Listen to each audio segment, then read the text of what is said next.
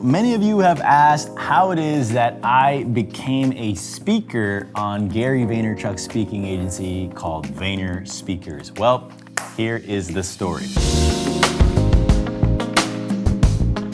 2014, I had my very first speaking event. It was for $100 at a community college, and I didn't think anything of the $100 because I didn't even know I was being paid $100. I got the check later. All of 2015, I spoke for free. Free. I absolutely loved speaking. Anytime I made a little bit of money with it, I invested it into having a video guy come and record it and shoot content. And I didn't see it as by any means something that I could build a career around. I saw it as something that could help me grow community and produce content.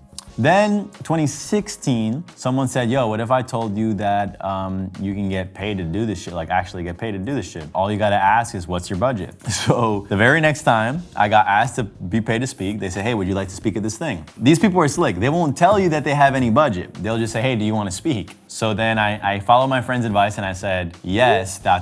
what's your budget? They wrote back and said $1,000. I said, cool, I'm in. They said, it's in DC. I said, you're gonna pay for my shit? They said, yes, amazing. Had my first $1,000 going to speak 1 hour. I was swimming in the dough, I really needed it. All of 2016, that's kind of what I spent my time doing. Like my time as it related to speaking was just like $1,000, $350, $500, $500, $1,000, $750, and so on, ebbing and flowing in this range. Then, another friend, as a mentor, says, hey, John, what if I told you, it's like the Morpheus thing, what if I told you that there are professionals whom sole job is to help you get paid speaking gigs? I said, whoa, really? He said, yeah, it's called a speakers bureau. Interesting. And what if I told you that they don't even charge you money up front? It's all commission based. Blew my mind. I spent that entire night, I remember like it was yesterday, on Google looking for different speaking bureaus. I saw like Harry's and Walker's, and I was just becoming familiar with this world. At that time, I did have a literary agent, meaning someone who was trying to get me to write a book. And I asked them if they knew any speakers. They introduced me to an agency called Gotham Artists. Now, Gotham Artists, they don't represent speakers per se, they represent big events. All their clients are big events, and then the events tell them, hey, here's who we got, and then they go into their repertoire of speakers. They find me, they meet me, they love me, I love them. They say, hey, what are you charging right now? At that point, I was up to $2,000, $2,500. They said, look, our minimum is $5,000. We need to, at minimum, charge $5,000, but we'll take 20%. 20% of $5,000 is $1,000. So I would net $4,000, they would keep one.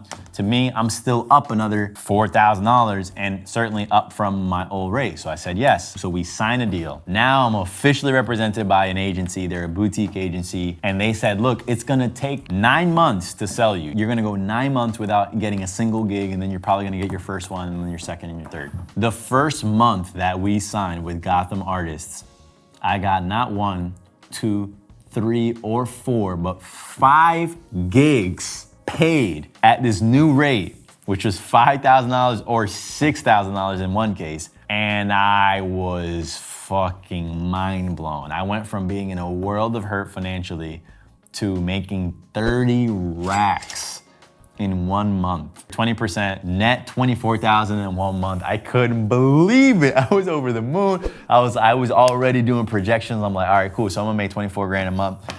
So that means I'm gonna do this, I'm gonna do that. I increased my means. I got a new apartment. That first month, I immediately was like, all right, I'm gonna ball out on these motherfuckers. And I just thought I was gonna make 20 grand a month every month. Second month comes around, crickets. I said, all right, cool. I still got 24 racks.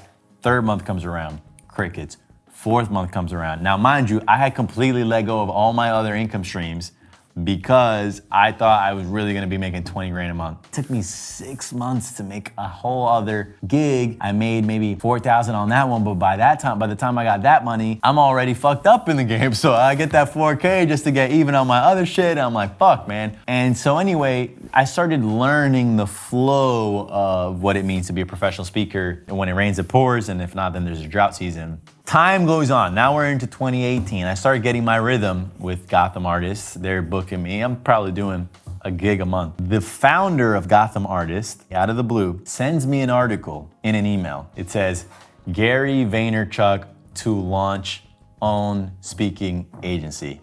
My immediate response within probably 30 seconds was, why are you sending me this? Gary Vee would have essentially been a competitor to him. I'm homies with Gary Vee, I'm cool with him, but like if I'm on your team, I'm on your team. Why are you telling me? I don't care. He didn't respond. Time goes on, time goes on, time goes on.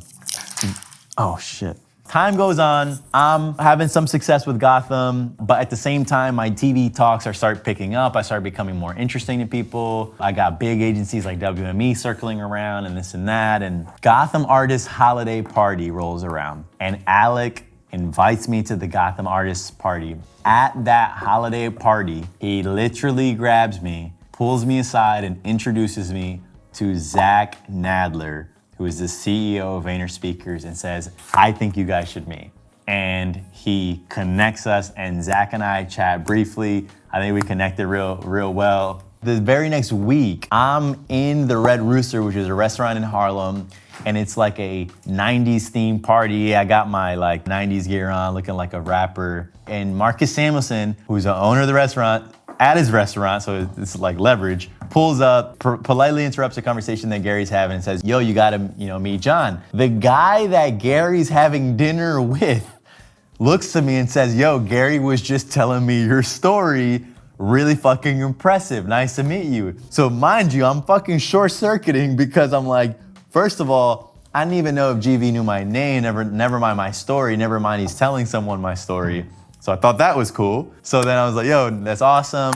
I dap up GV. He says, yo, I know you're talking to a bunch of people over in the Vayner ecosystem, right? So now I'm mind blown even further because I am at this moment in time having conversations with a bunch of people in the Vayner ecosystem for unrelated things. I'm speaking to Vayner Productions for this show that I was doing called Chop It Up and a bunch of other shit. He's like, yeah, you're speaking to Jason Hammonds over there, Matt Counitz, and it's just like, stunned at the level of granularity and detail that GV actually has on his very large operation, and never mind, but a slice in it. And he said, and I know that you have a meeting coming up with Zach. And he was like, follow up, go have the meeting, like whatever. It was like something was like, yo, meet with him, take it at the office, like, okay, cool, dap him up, that night. I remember this now mind you, by the end of the night, it's fucking packed at Red Rooster. Gary is leaving Red Rooster. As he's on his way out, he's being dapped up by all these people.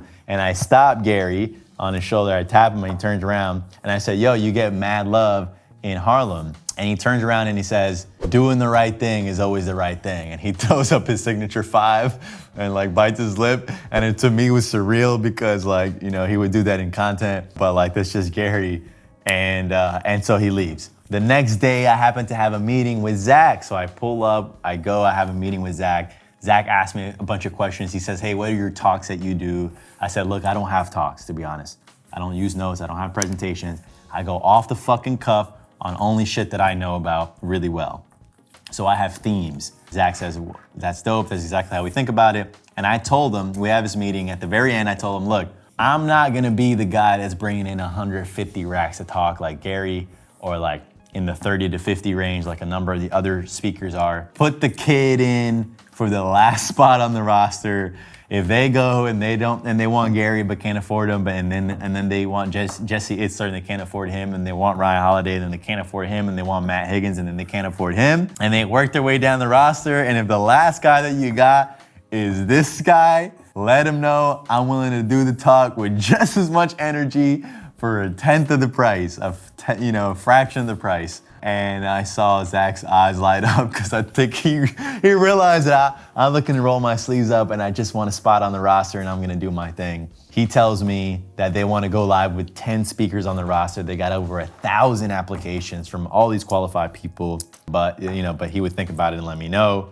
On my way out of Vayner that day, I ran into AJ Vaynerchuk, whom is Gary's brother, and I told him the funny story. I tapped Gary and he said doing the right thing's always the right thing. I said, yo, is it me or is like Gary's like walking around doing all his content shit, but like in real life? And AJ was like, hey, look, that's actually Gary, but the thing is that Gary has turned everything that he actually says, does, and thinks into content.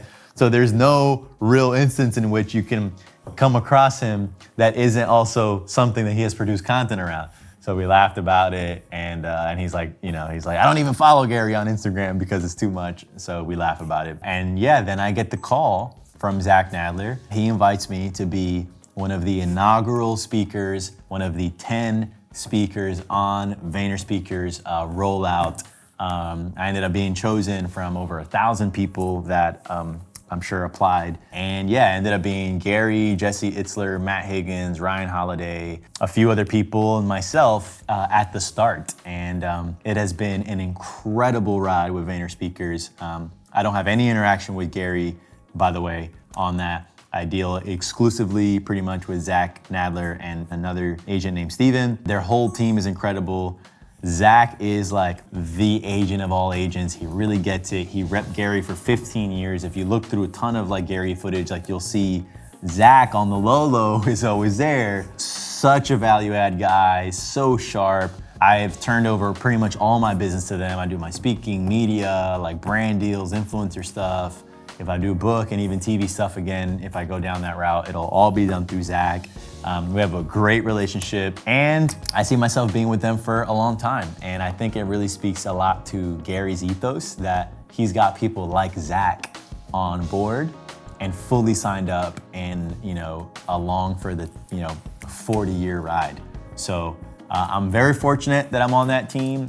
Shout out to Zach for just being an incredible person and giving me an opportunity, and we've done really well by it. And I show up to all my things on time. I'm professional. I deliver. I've been nabbed here and there for cursing on stage. I think some clients don't like that, but for the most part, we've had a hell of a run. And although COVID slowed down the speaking industry as a whole, 2022 is coming roaring back, and I'm gonna be there. So if you're looking for a speaker and you got 20 racks, 25 racks, hit your boy up. Otherwise, I'm just playing around, but that is the story of how I became a speaker on Gary Vaynerchuk and Zach Nadler's speaking agency called VaynerSpeakers. I hope you enjoyed it.